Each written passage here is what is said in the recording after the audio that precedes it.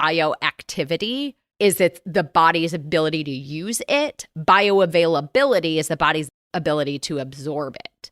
So we need both things present when we take supplements. So while I'm a big fan of supplements, I'm not necessarily a big fan of like spending a fortune at GNC or CVS or wherever.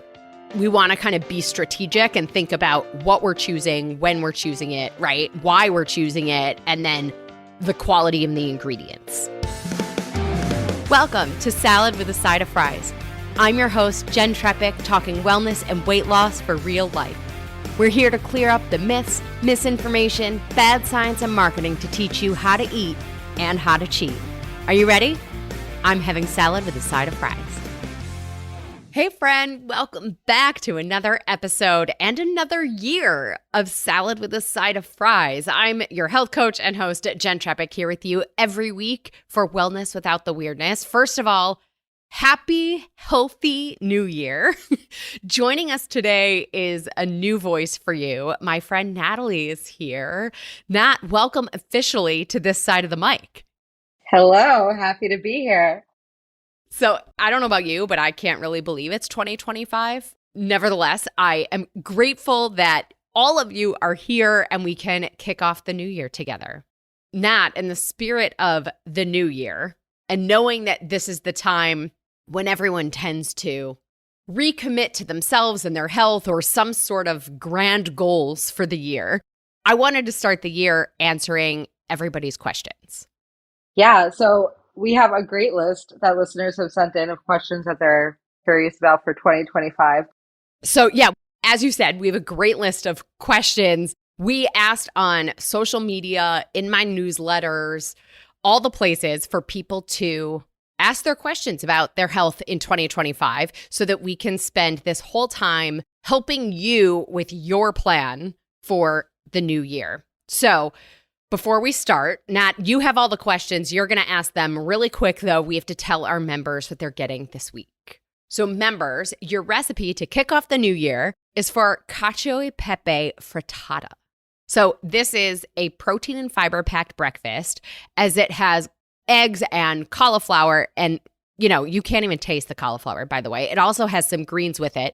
It is so yummy. You can certainly make this and then eat it for a couple days, make mornings easier or even dinner easier. And then in addition to the recipe, members, you're getting 15% off supplements. But even better than that, I'm sending you a questionnaire that will help you create your personal plan.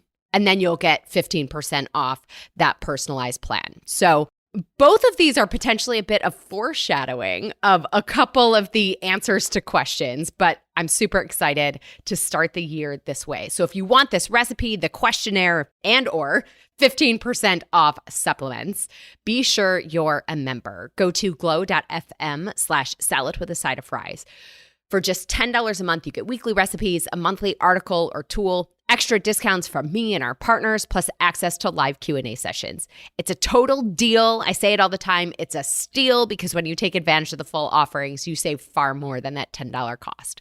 It's a no-brainer way to show yourself that your health is a priority. Plus, being a member supports this podcast and this community so we can continue to do this with you every single week. All right, remember, you're going to go to glow.fm/salad with a side of fries, or just click the link in the episode notes because that's easier. Once you're there, you click support now, enter your email and payment info, click subscribe, and you're all set. You'll get this week's recipe for the cacio e pepe frittata, plus 15% off supplements with a questionnaire to help you create your personalized regimen. All right, here we go. New year, healthier you. Nat, what is our first question? Well, our first question is just what are some nutrition myths you'd like to debunk going into 2025? So it's funny. I like the caveat of 2025 on the nutrition myths because I always used to talk about BMI as BS in the food pyramid, but some of that stuff is now a little more common. There's much more conversation now about BMI going away. Okay, recently I was having a conversation with a dietitian. A company reached out to her because they need a dietitian to sign off on the meal plans for the residents in their whatever facility. And the requirements for the breakfast were a fruit and a grain. And that's what she had to sign off on because those were the guideline requirements. For what it's worth, nutritionally, nope. Like, fruit gives you fiber, okay. The grain is really inefficient in terms of protein and fiber. That's still like old food pyramid guideline. Even the food pyramid that turned into the plate is still pretty outdated. So maybe we should start there. I'm trying to think too, as far as like new ones. I think elimination diets, cutting out whole food groups, not the answer. Medication-assisted weight loss is huge right now, and I think it's going to continue to be huge in 2025. The piece on that I think people really need to understand, or maybe is worth debunking, is that they're not necessarily for everyone, and they are not necessarily a permanent solution, nor do they automatically translate into health. So I guess I'd like to encourage everybody for 2025 that we make the objective health rather than a number on the scale. And I think maybe just to realize that what we do for one area also impacts other areas of our health. So we don't necessarily have to take on the world, in January to improve our health. All right. So that actually goes right into the next one, which is how can people identify reliable nutrition advice versus fad diets or misinformation? So this is a can of worms. I'm going to direct everybody. I did an episode called, I think it was my top 5 tips for digesting nutrition news. And I think to the point of this question, with the new administration, with everything that's going to be in 2025, this might be more important and powerful than ever for us to pay attention to. So quick overview of what those 5 things were. The first, or number 5, is sources and benefactors. So consider who paid for it, who benefits from the information or the conclusions of the information. Number 4 is science isn't all equal. So what kind of study was it? Is it based on, people self-reporting? Is it based on, a double-blind placebo-controlled study, right? Like there are different kinds of studies. So just thinking about all of that.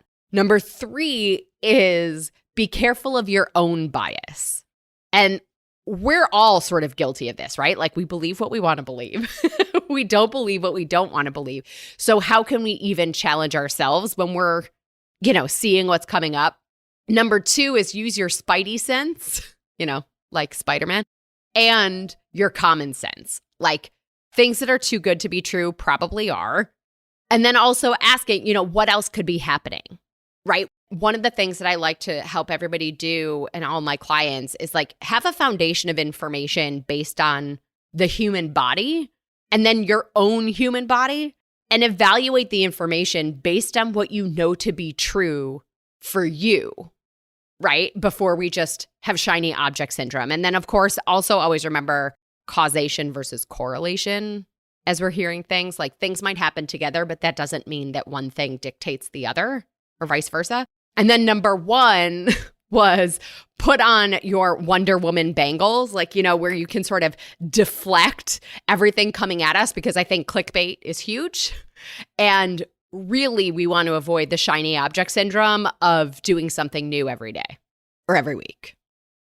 So one listener wants to know, what is the difference between weight loss and fat loss? Health. Short answer. No, but this is essentially body composition. So what determines how healthy we are or how our body performs is what percent of that total weight is muscle mass and our organs and water and our bones compared to what percent of that total number of the scale is fat. A lot of times with typical quote unquote diets, what people lose when the number on the scale goes down is water, muscle, and bone, not fat. So what we really want to focus on is removing fat, not just losing weight. What ends up happening then is that you see health improvements. And the other thing, for those who are looking for that aesthetic, right? If we actually remove 5 pounds of fat, it can look like what we typically think of being 10 or 15 pounds of weight loss. Does that make sense? It does. Like do you remember they used to show you those like globs of fat in school? Like this is Yeah. one Yeah, yeah, pound of yeah. fat. So if you think about like five of those, I mean, that adds up. That's a whole little tire. Exactly. And the difference is like those big globby things of, pounds of fat versus the same weight, the same 5 pounds of muscle is like a brick where like it's super dense and solid and compact. So the next one, I'm hoping you're going to say it's not important at all because I am very guilty of this. How important is it actually to not eat dinner late at night? This is a great question. So we have an episode called It Happens at Night where we went into a lot of this in detail. Frankly, I'm not a big fan of cutting off food based on the clock unless that clock is in relation to your bedtime, right? So the general guideline is to stop food about 2 to 3 hours before bed. If you are a biologically female body, if you have a biologically female body and you are in the phase of life of menopause or perimenopause, you might want to make that 4 hours before bed. With that said, that means like if we go to bed around 11, we're stopping food around 7. Like that's not so wild. The other side of that is general guideline. The later we eat, the lighter we eat. Because eating a large meal, eating foods that are more difficult to digest can impact our sleep if we're eating, really close to when we're going to bed. So some people notice impaired digestion, poor sleep, weight gain. There is some research connected to increased blood pressure, impaired mood. So it is very personal. But with that said, we really want to pay attention to our own bedtime. And I think the old science side of it would say basically, ingredients or the nutrients that you have at night is used differently than what you get during the day, which is true. Newer research also shows us that kind of like what I was just saying as the rules of thumb, as far as like large meals or having the majority of your nutrients late in the evening may increase our susceptibility to cardiometabolic disease, obesity, like we said, impaired sleep and some of those kinds of things. So think about it more in terms of your bedtime and then looking at the later you eat, the lighter you eat. But we also have to be realistic with how we live our lives and pick our battles. This may or may not be the first battle that you want to pick in 2025. Yeah, no, I could definitely do better with that. Is there anything that you can do? Like, say your schedule just is you get home at 7, 8 o'clock at night already. By the time you put some dinner together and eat, it's almost 9. It's just late. Is there anything that you can do after that to like better prepare your body to go to bed without being up, for 4 hours at that point? Yeah, that's a great question. I think go with the idea of the later we eat, the lighter we eat. So if we are eating at like 8, 9 o'clock, maybe we're having our smallest meal of the day. So my recommendation for helping with the nighttime eating is actually focusing on breakfast and lunch. Making sure that within an hour to 90 minutes of waking up, you're getting a solid breakfast of protein, fiber, quality fat. Like we're talking like 30 to 40 grams of protein, which is like, 4 to 6 ounces of protein. Could even be like 7 ounces, right? For male bodies. In the morning, solid breakfast, solid lunch. And then that way, when we get home, it's easier to have the lighter meal later. But if we're like not eating enough during the day, it inherently makes that evening meal bigger. We're more hungry. We're potentially ravenous. And then that bigger meal can keep us up. I don't know. I get sleepy. Well, that too. I mean, that's like a blood sugar drop that'll make you sleepy. Yeah. Well, what supplements and vitamins would you recommend to start the new year off right? And do you think electrolyte drinks are worth it? Is that a supplement or that you would keep in your house? Yeah. Okay. So to start the year off right. So if you're a longtime listener, you know that that's not the language I would use around it. I am a big fan of supplements in general. With that said, I'm a big fan of a personalized approach to supplementation. So there isn't necessarily one to say this for all people. However, I don't know how many people know this. So I am a field product specialist. So I teach trainings on supplements and ingredients. In those trainings or courses, we often give people kind of like the essential 9. And then depending on formulas or what's, you might be able to get some of these from one, like it might not be, 9 different products, but essentially things that most people would benefit from is, a high quality multivitamin, vitamin D3 with K2, an activated B complex. We want some sort of powerful antioxidant, magnesium, omega-3 fatty acids, coenzyme Q10, probiotics, and fiber. The caveat to all of this is that we cannot supplement our way out of poor nutrition. So we want to make sure that we are taking food first, eating for nutrition, allowing supplements to supplement or, fill in the gaps. And then recognize too that quality matters when it comes to supplementation. Formulas that use better ingredients, the more bioavailable ingredients that are formulated with nutrients that help the body use the proper ingredients are all sort of at play here. So that piece of it is called bioactivity. Is it the body's ability to use it? Bioavailability is the body's ability to absorb it. So we need both things present when we take supplements. So while I'm a big fan of supplements, I'm not necessarily a big fan of spending a fortune at GNC or CVS or wherever.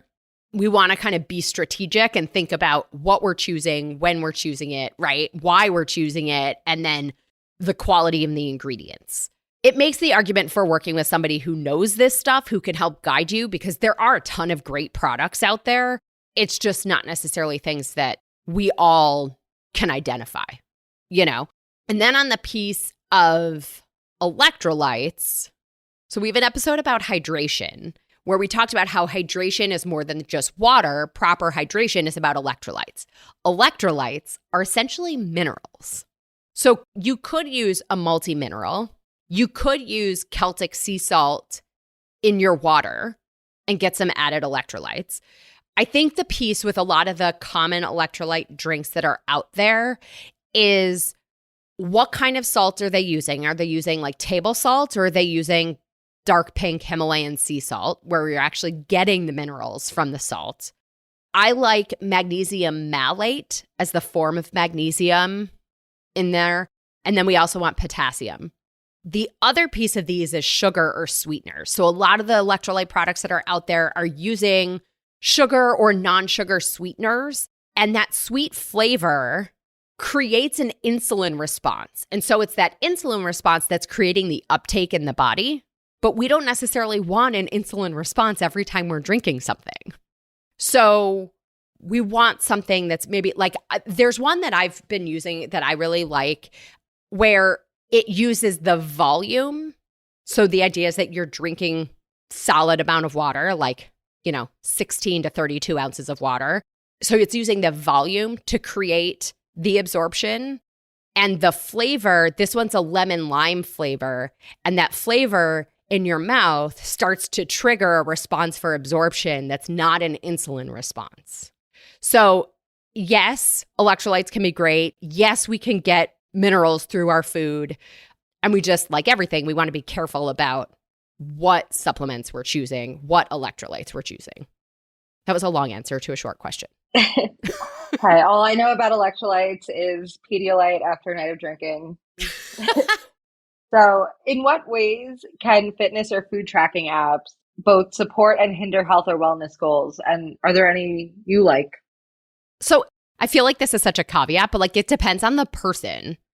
I have a lot of clients who like MyFitnessPal. It's probably one of the most common ones out there.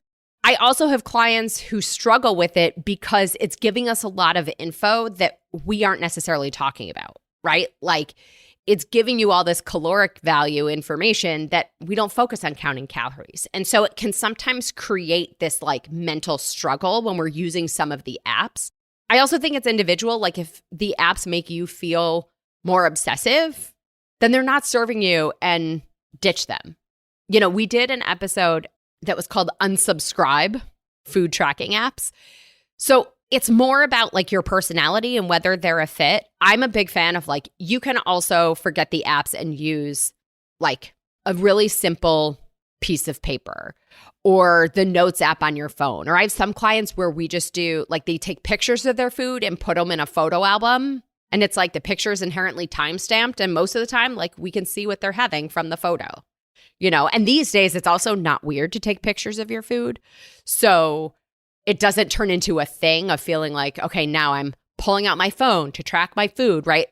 Other things though, like the Apple Watch, I geek out on, you know, like people who have the Whoop or the Oura Ring. I'm testing one right now called the Ringcon. So those apps are kind of fun if you're looking more of like recovery, heart rate variability, sleep quality, those kinds of things.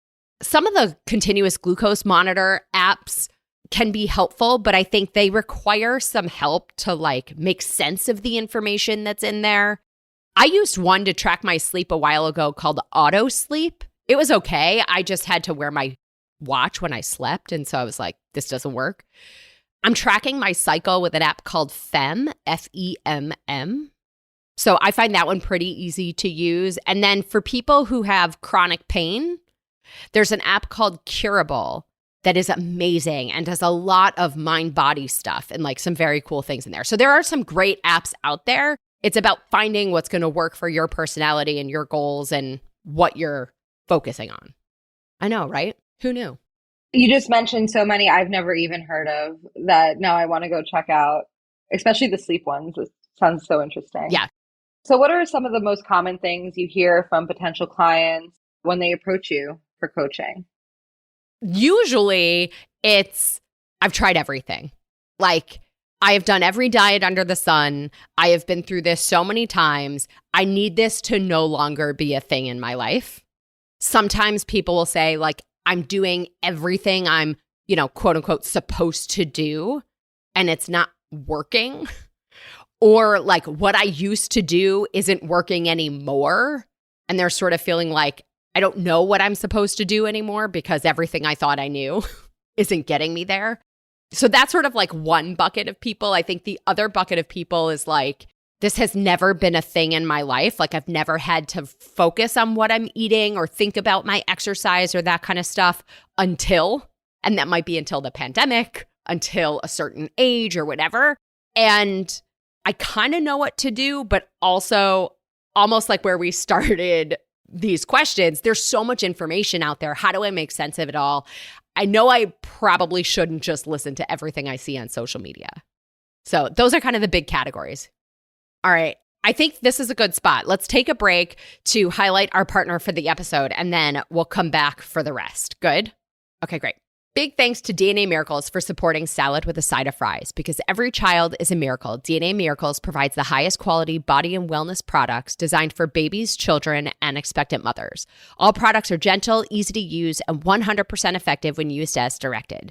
DNA Miracles partner with leading health professionals and scientists who follow the highest standards in ingredient selection to create the most effective skin, hair, and health solutions. As natural as possible, DNA Miracles is the best and safest option on the market for you and your little miracle. From expert pediatricians to real family testimonials, everyone has fallen in love with DNA Miracles. So today is all about answering your questions for a healthful 2025. And I think DNA is part of how you can help your kids with healthful habits, like a morning routine with their daily vitamins. And what's even better is, DNA Miracles truly sets them up for health. So I see it over and over. A high-quality multivitamin can support your little's mood, attention, immune system, and overall health. DNA Miracles created 3 different multivitamins, right? I often like the DNA Miracles Isotonics Multivitamin Plus because it was formulated to support the needs of kids who need particular support in the areas of digestive, neurological, and metabolic health. DNA is really phenomenal formulas that set up your kids for success each day. And you can level up. The DNA Miracles Essential Omega-3 is delicious. It tastes like an orange creamsicle. And let's face it, our kids are not eating sardines and anchovies or salmon. So many adults aren't even eating those things. So anyway, I know you'll agree. The health of your littles is worth a couple dollars a day. And that's before your discount for being a salad with a side of fries listener. To get 10% off and free shipping on your order, text the word miracles, MIRACLES, to 844-947-4846. You'll receive the link and coupon code right to your phone. Again, simply text the word miracles, MIRACLES, to 844-947-4846. This is a toll-free number. Standard text and data rates may apply. All right, Nat, back to you. What's our next question? Our next question is about exercise-related resolutions. How can you maintain a consistent routine of daily physical activities throughout the entire year instead of just stopping at the end of January? I love this. I think this, by the way, applies no matter what your resolution is. It's about, bottom line, plan for your most challenging day, not your ideal day. Let the ideal day be a little extra, right? Versus what's expected every single day. Because as we talk about all the time, consistency is king. So our objective, especially if, as you said, right, the objective is to go past January, choose something that is realistic for you. And that's going to look different than me or anybody else in your life. And then make sure the objective that you're having for that consistency is daily. And we can make it small enough that it happens daily, almost making it so small it's easier for it to happen than not happen. And make sure it's something that's measurable, right? So we can say, yes, I did that, versus something that's maybe like, I don't know, a little wishy-washy, like, could we call it doing it today, right? Like, it could be something movement, for 20 minutes. It could be 10 minutes twice. It could be 2 minutes here and there and then something else, right? Like, but something measurable, able to do it every single day, even on your most challenging day, and then consider what's realistic for you versus anybody else. The last thing I'll say on this is that I often find it helpful to make sure these things, like I'm talking about it being daily because I want it to focus on process rather than outcome. So process would be, I'm drinking water every day. I'm moving my body for 10 minutes every day, versus outcome is losing 10 pounds. Okay, well, this goes right hand in hand. What role does your mental wellness play in maintaining these resolutions? So interesting. This is kind of like a chicken and an egg thing, right? I think it depends on the person. Probably depends on where you are mentally also. Mental and physical health are intimately connected. I'm trying to think, like for me, for my clients, I actually think sometimes it's easier to start on the physical piece, right? They go hand in hand. But if I think about the vagus nerve, VAGUS, so the vagus nerve is the literal connection between the gut and the brain. A majority of its communication goes gut to brain. Only a small fraction is going brain to gut. So I often call it like a 5-lane highway. 3 lanes are going gut to brain. 2 lanes are going brain to gut. So if we try to focus on the mental piece first, if we're not feeding ourselves nutrition, it's like fighting an upward battle. I think sometimes the mental piece can be easier if we can get some nutrients in, you know what I mean? And maybe start with a little bit of discipline. But the truth is, mental wellness and physical, it's hard to separate them. Well, exercising helps your brain feel better, helps you, releases those endorphins, helps you feel better. But then also you need that help sometimes just to get yourself doing the physical activity too. So it's sort of like a whole cycle. Yeah. And the vagus nerve is my favorite nerve. Isn't that the one where like when you're, when people are like, why do I have to pee more as I'm like putting my keys in the door? Isn't that the vagus nerve doing that? That makes you like have to pee the closer you get to the bathroom, like it gets worse. That's the vagus nerve. Maybe. Yeah. I don't know. Now I'm going to go look that up. Yeah. I love it. Do I have to sacrifice my favorite food for a fit body? And what's your favorite healthy sweet treat? I know you use a lot of recipes using dates as a sweetener. What are the health benefits of those? Why do we love dates? Okay. A lot here. All right. So, Yeah. no, you don't have to give up your favorite foods. Clearly, salad with a side of fries. I also love cookie dough. So, my favorite treats are French fries and cookie dough, obviously, although French fries aren't sweet. And I wouldn't necessarily put those in the healthy sweet category. I'm a big sucker for like chocolate peanut butter. So, like, give me some dark chocolate, some natural peanut butter. Oh, I made this peanut butter fudge for Instagram. This was probably, I don't know, a year or two ago. It was like coconut oil, peanut butter, honey, salt, and then like dark chocolate chips. Then you like froze it. It was so good. Frozen grapes are also a good one. I think, fundamentally the question was, do I have to sacrifice my favorite foods? No. The objective is how to eat so that we can enjoy those things and have them not impact us the same way. And that is the premise of everything we teach about eating to balance blood sugar. And I actually have a freebie download on my website called It's Not What to Eat, It's How to Eat. So you can use that cheat sheet for it too. Okay, then the dates thing. So yeah, there's a lot of recipes out there that use date paste or dates as the sweetener. And it's really because dried dates are just naturally very sweet. With that said, I'm going to do a nutrition nugget on dates soon. I'll do it very soon so that I can answer more of like the health benefits of dates. But I think the piece with dates is that we do have to be careful with the quantity because it only takes a few of them for them to start to impact our blood sugar. So I can't remember. You can Google the proper serving size of dates, but I want to say it's maybe like 3 or 5. Like it's not a ton. I just don't remember off the top of my head. So, other than dates, what are the top nutrition foods that you might want to implement into your diet? I'm like, fresh food. I think everybody here like wants some like magic answer of like, this is the one food to eat. Like the truth is it's quality, fresh food, right? Like don't eat what you don't like, but like protein, clean, lean protein, vegetables, fruit, quality fat. Like start there, but focus on fresh food. And I think you'll also see some tremendous value. That doesn't necessarily mean that you can't cook things, but just actual fresh food. Let's avoid the things that come in like bags and boxes and all that stuff.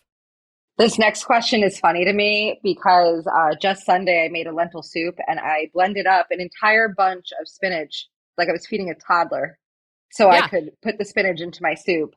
So for me, and I guess for other people too, I guess, what, how do you make eating certain vegetables not feel like a chore? For the picky eaters who eat like they are 4 years old, how do we do it and make sure we get those in us? Okay. So this kind of depends on what vegetables.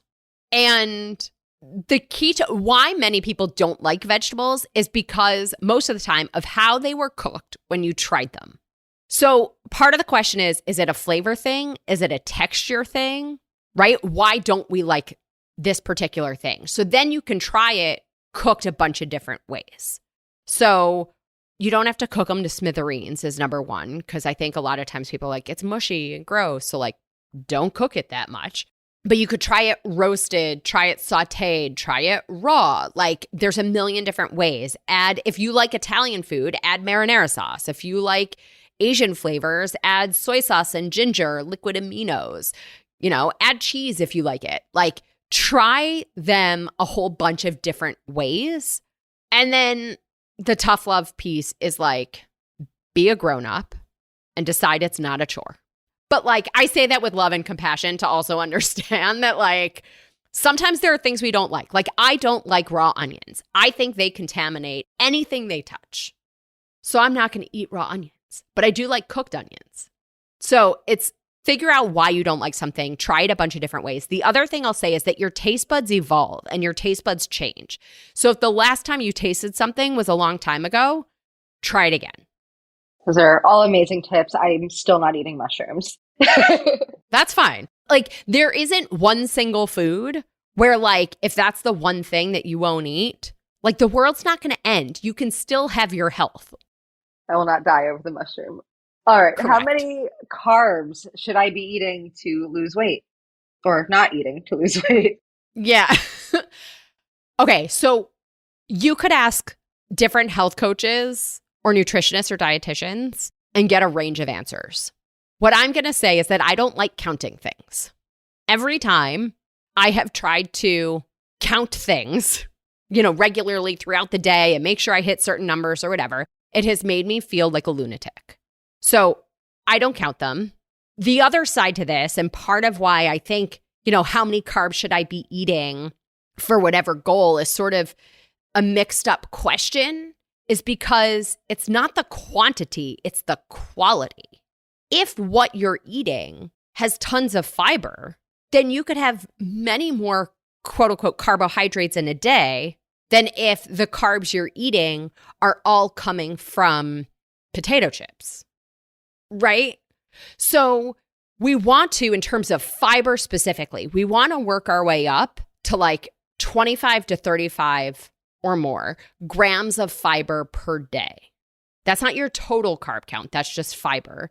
But if we're focusing on getting that much fiber, plus all the protein that our body needs in a day, it's so much food. You will feel satisfied and you don't have to focus on counting the carbs, quote unquote, right? The other thing I'll say is, what are carbs? This might be a mic drop for everybody. Vegetables are carbs. So the other side of this, and when somebody says, like, how many carbs should I be eating? What most people mean when they say carbs is grains and starches. And how many of those things kind of depends on where you are now, what your goal is, how quickly you want to get to that goal, what's your commitment level. I will say, you don't want to completely eliminate carbohydrates. We need fiber. The question is, what are we willing to do?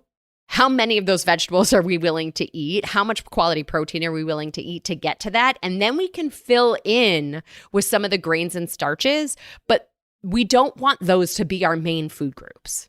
And that, I think, maybe gets to the heart of what this question was asking, maybe. I love that you mentioned vegetables being carbs, because I remember having a whole bunch of friends that were doing the fad diet, cut out all carbs, and they just weren't eating any vegetables.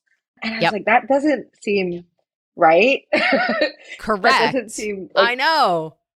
And that's the thing of when the carnivore diet, the carnivore MD, right? I don't know how many people followed this guy on social media, but he ended up going back to eating vegetables because he started to have tons of health problems. And it's like, duh, that maybe even happened this year.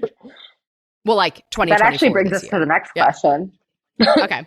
Of how much protein do you need, and some of the best sources for meat eaters and vegans also.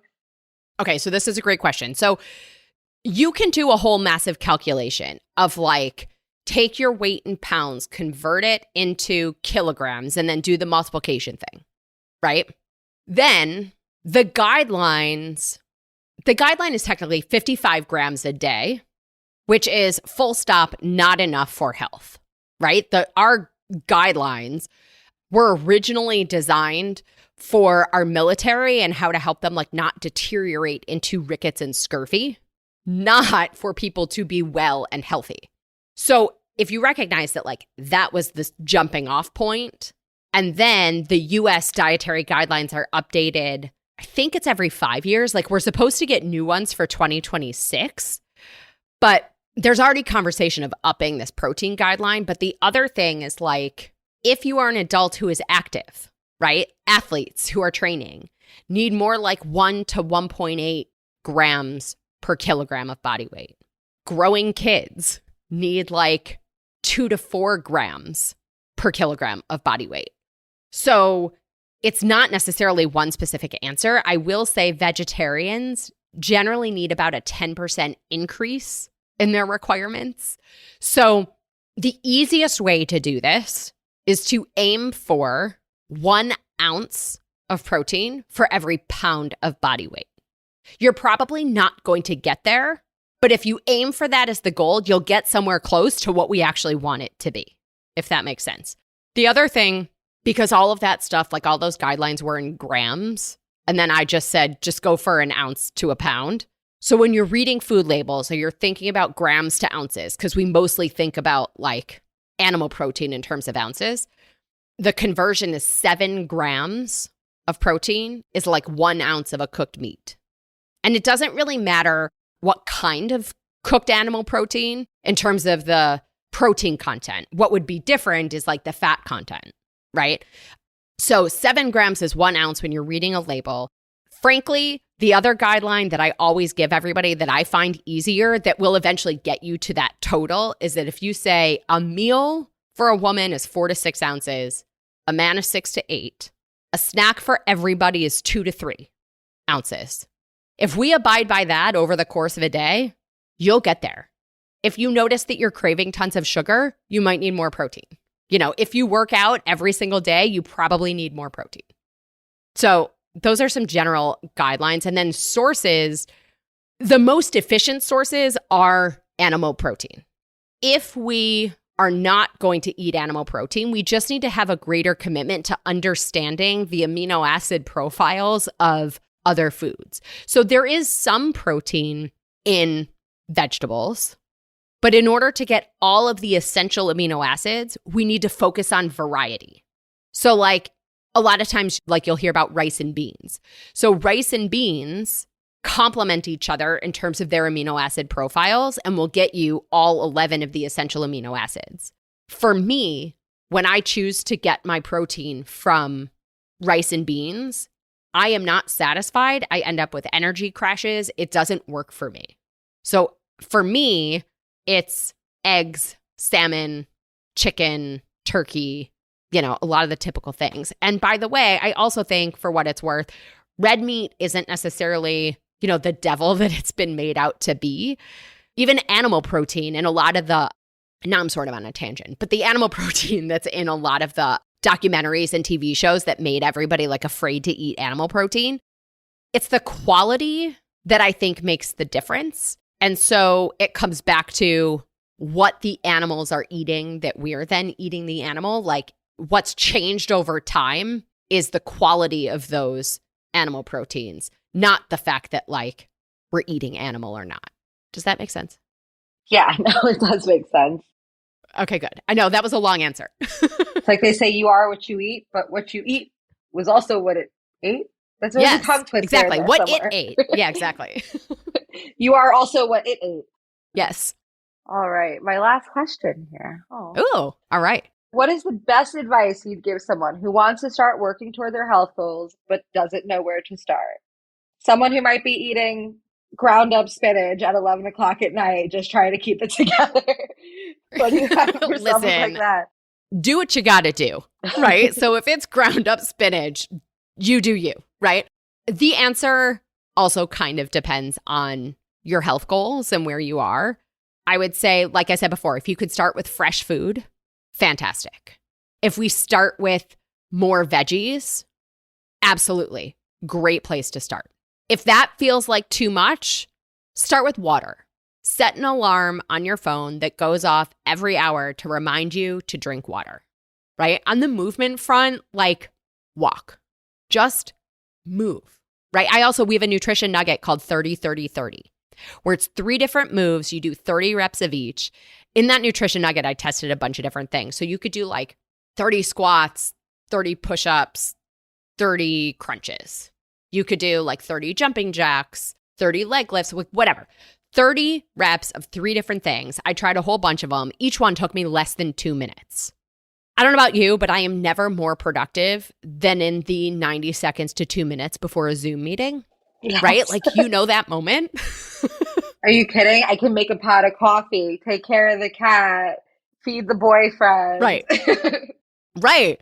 So like you could do a 30-30-30 in those 2 minutes before a Zoom meeting. You do that a couple times a day, you're getting movement in, and it didn't take up any extra time.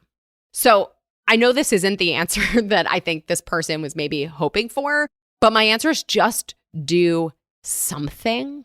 The objective is to get into momentum. So do something consistently every single day to get into momentum. rather than trying to find the quote unquote motivation, because I'll remind everybody, motivation starts as discipline. Then we get into momentum, and then the motivation comes after. So start wherever you are and just do something daily. I think that's do something and do something again and just keep doing it. Exactly. And it takes us back to where we started, which was consistency. Find something that you can do every single day, planning on the most challenging day, not planning on that ideal day. All right, Nat, that was the last one you said, right? That was it. Amazing.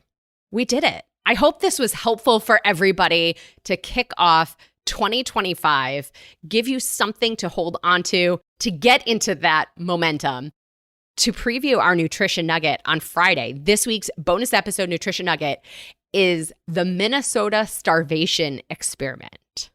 So I know you've never heard of it. So this was a study published in 1945. I get it, not new, but it was published in 1945 and looked at what they called semi-starvation, which, for what it's worth, many people today think of as eat less, right? Let alone eat less, move more.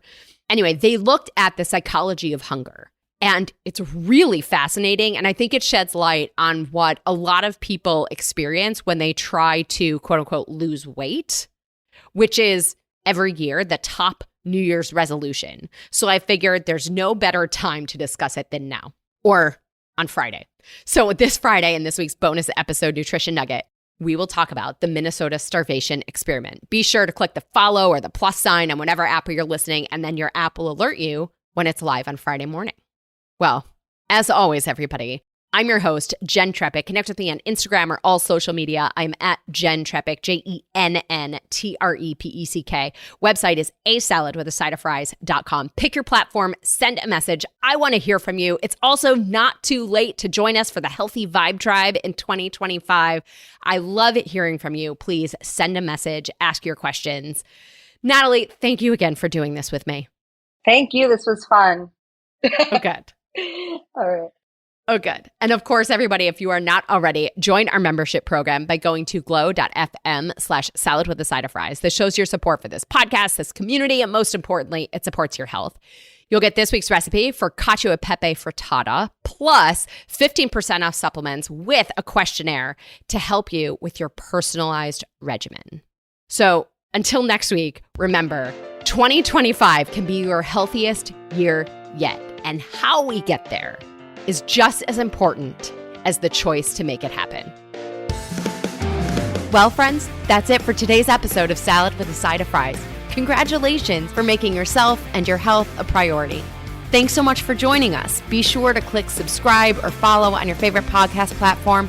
Share us with a friend, and we'll be back next week. Always remember, you deserve it, and you are worth it. Happy healthy.